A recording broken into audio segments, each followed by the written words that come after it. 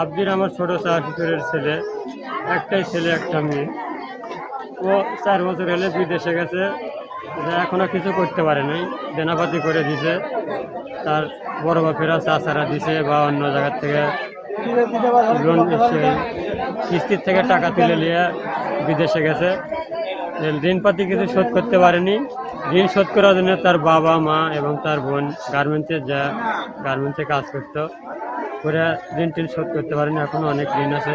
আমার চাচা শ্বশুর, সে গাছের থেকে কারেন্টের শর্ট খেয়ে পড়ে দেয়, মাজাত এবং ডেনাত লাগে হাড় ভাঙিয়ে গেছিল। সে খুব কাজকর্ম করতে পারে না, এখন খুব কষ্ট করে চলে। সে বাড়ি ঘরও করতে পারেনি, একটা মেয়ে আছে, বিয়ে দিতে পারেনি। সে সরকারের কাছে জোরহাত করে অনুরোধ করে আমার একটা আবেদন, যে আমার এই শ্বশুরের বেটাকে আমরা দেশের চাই, বাংলাদেশের চাই। তার লাশটা দয়া করে লাশটা বাংলাদেশে পাঠিয়ে দেবেন।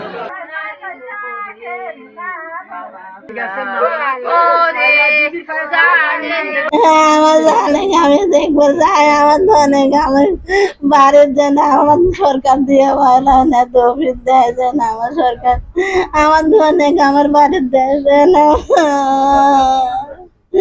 আমি দেখবো, আমার ধনে দেখবো আমি।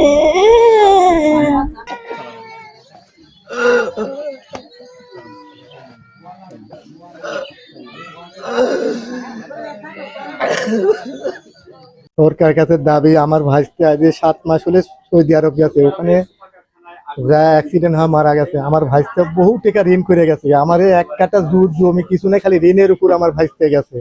আমার ভাইস্তে এই এলাকার থেকে আরো 2টা ছাওয়াল গেছে, তারাও অ্যাক্সিডেন্ট হয়ে মরে গেছে। আমার ভাইস্তে একটা বাচ্চা হচ্ছে আজ 1 মাস 3 দিন হচ্ছে। সরকারের কাছে দাবি, যাতে আমার এই লাতিনদের সুব্যবস্থা করে দেয়। সৌদি আরবে আমরা জানেন যে গতকাল 9ই আগস্ট সেখানে একটি সোফা কারখানায় অগ্নিকাণ্ডের দুর্ঘটনায় 17 জনের প্রাণহানি ঘটে। এই 17 জনের ভেতরে এ যাবৎকালে আমরা যতটুকু নিউজ পেয়েছি সেই অনুযায়ী আমাদের নলডাঙ্গা উপজেলায় 3 জনের প্রাণহানি হয়েছে। তার একজনের নিহতের বাড়ি আমরা এইমাত্র এসেছিলাম। আমরা নিহতের পরিবারের সাথে কথা বলেছি। আমরা তাদেরকে আশ্বস্ত করেছি এই মর্মে যে তার মরদেহ ওই দেশ থেকে আনার জন্য যতটুকু সহযোগিতার প্রয়োজন, এছাড়াও এই স্থানীয়ভাবে তার যদি এখন কোনো প্রয়োজন বা ভবিষ্যতে কোনো প্রয়োজন হয়, তাহলে অবশ্যই স্থানীয় প্রশাসন তার পাশে আছে। আমরা তাকে এখন আর্থিকভাবে কিছুটা সহযোগিতা করে গেলাম, এরপরও ভবিষ্যতে এই সহযোগিতা চলমান থাকবে। কিরকম ক্ষেত্রে উপজেলা প্রশাসন কত টাকা? আমরা এখন আপাতত তাৎক্ষণিকভাবে 20,000 টাকা থেকে দিয়ে গেলাম প্রত্যেক পরিবারকে 20,000 টাকা করে দিয়ে গেলাম, এবং এই সহযোগিতা কন্টিনিউ হবে।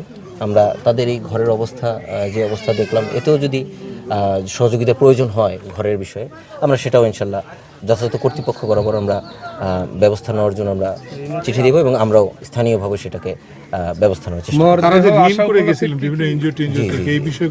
এই বিষয়গুলো আমরা স্থানীয় যারা আছেন তাদের সাথে আমরা এই বিষয় নিয়ে কথা বলব।